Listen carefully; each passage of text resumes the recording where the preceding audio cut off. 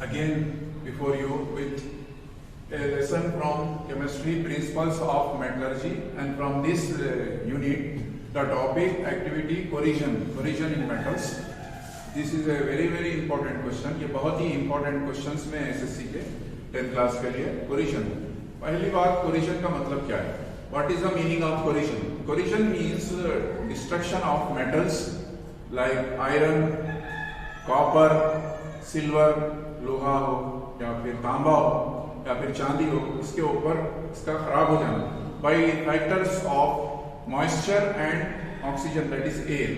When these metals are exposed to oxygen and moisture, that is water, these get corroded and get destroyed, become weak, and the particles of this metal may broke. So this is corrosion. तो theory जो भी मैं आपको समझाया कि collision के लिए दो फैक्टर्स जरूरी है मेटल्स खराब होने के लिए, वो एक है वाटर मॉइस्चर, दूसरा है ऑक्सीजन यानी एयर. तो ये एक्सपेरिमेंट है यही शो करने के लिए, टू शो दिस कि what are the material required for the experiment to investigate the conditions under which iron rust. Write the procedure of the experiment, what do you conclude from this experiment.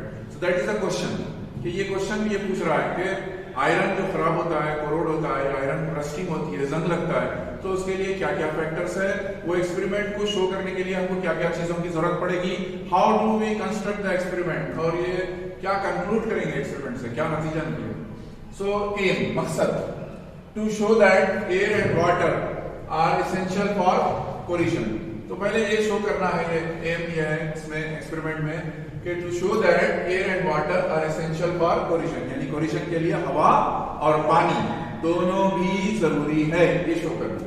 Material required क्या क्या होना, 3 test tubes यहाँ है, 1 test tube, 2nd test tube और 3rd test tube, 3 test tube चाहिए.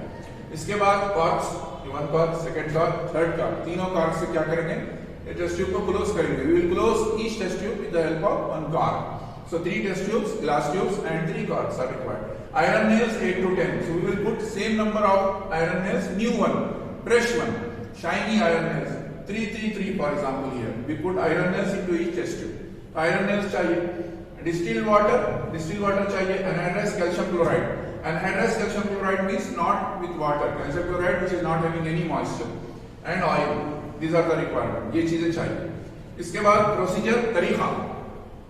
Take 3 test tubes and place clean iron nails into each of them. 3 test tube लेके A, B, C label कर सकते हैं आप उसको, और उसके अंदर आयरन नेल्स 3 इसमें डाल देंगे.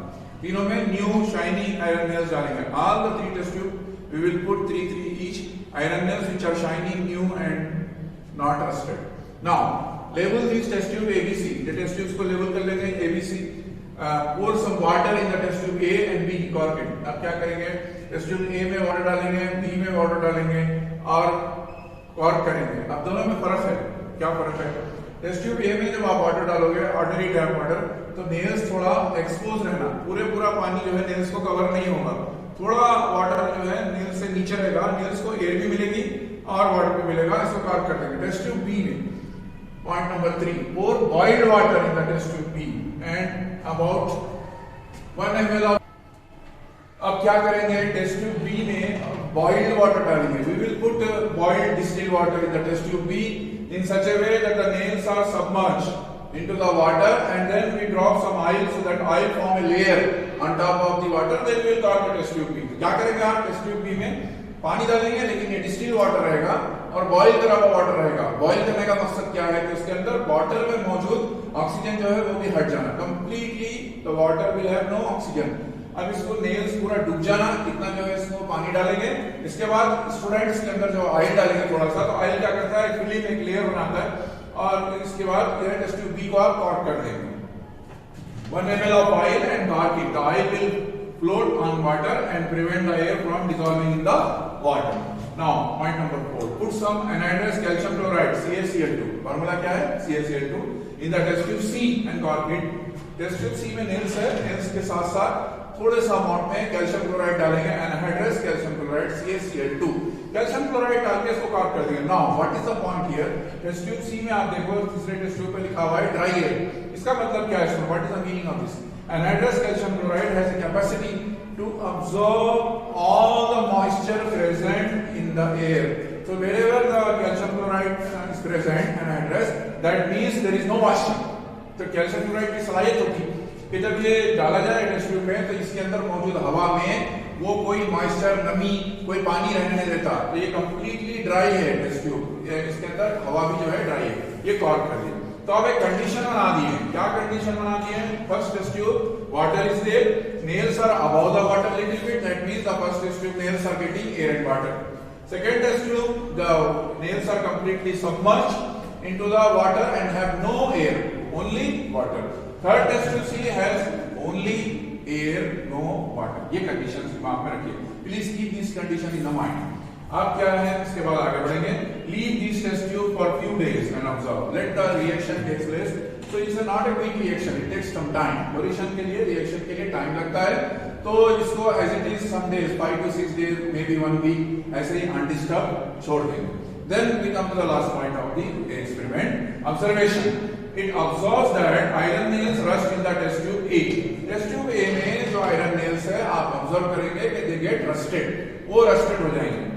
But they do not rust in the test tube B. Test tube B and C. They do not rust in the test tube B and C.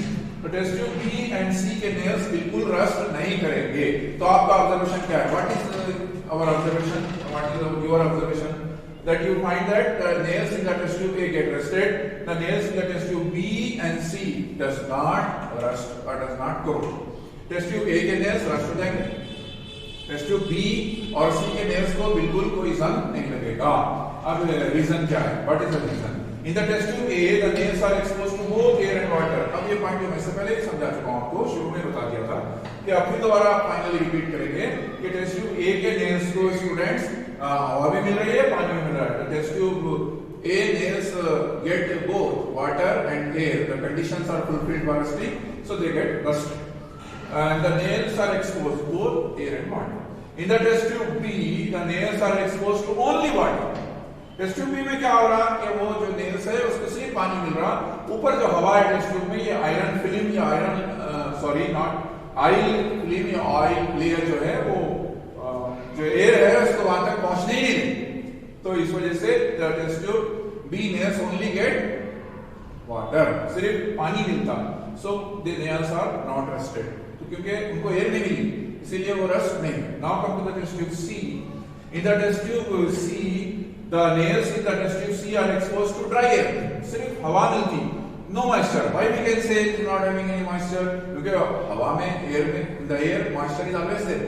इसमें moisture रह सकता बोल के अपन बोलेंगे, मगर नहीं रह सकता। क्यों नहीं रह सकता स्टूडेंट? यहाँ पे एनहाइड्रस कैल्शियम क्लोराइड डाल के रखे, तो क्या होता है वो पूरी हवा से moisture यानी पानी को खींच लेता, तो यहाँ dry air रहती।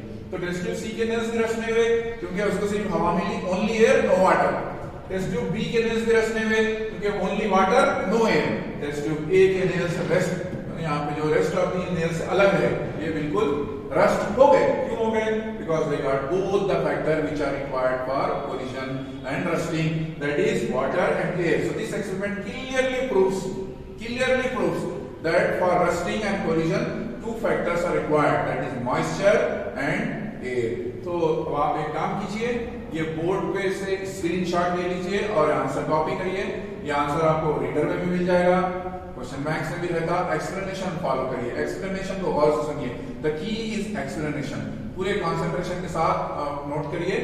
और ये जो स्केच है बोर्ड पर, इसको आपको स्केच करना है एटलीस्ट 2 टाइम्स। पेंसिल लो, नोटबुक लो और अच्छी तरीके से नीटली इसको स्केच करिए। थोड़ा सा साइज बड़ा करिए, बोर्ड पे जगह की वजह से साइज थोड़ा छोटा है, इसको थोड़ा सा बड़ा करिए। ये काम करिए, यानी पहले आप डायग्राम मास्टर कर लीजिए, उसके बाद आंसर याद कर लीजिए। Best of luck to all of you, जो भी मुझे सुन रहे हो जहां पे भी हो, अपना मेहनत करते रहिए, हौसला बरकरार रखिए। हम आप तक पहुंच रहे हैं न्यू टॉपिक्स के साथ इंशाल्लाह। इस चैनल को सब्सक्राइब करिए, शेयर करिए, आगे इन क्लिप्स को फॉरवर्ड करिए। Thank you very much, thanks for listening, शुक्रिया।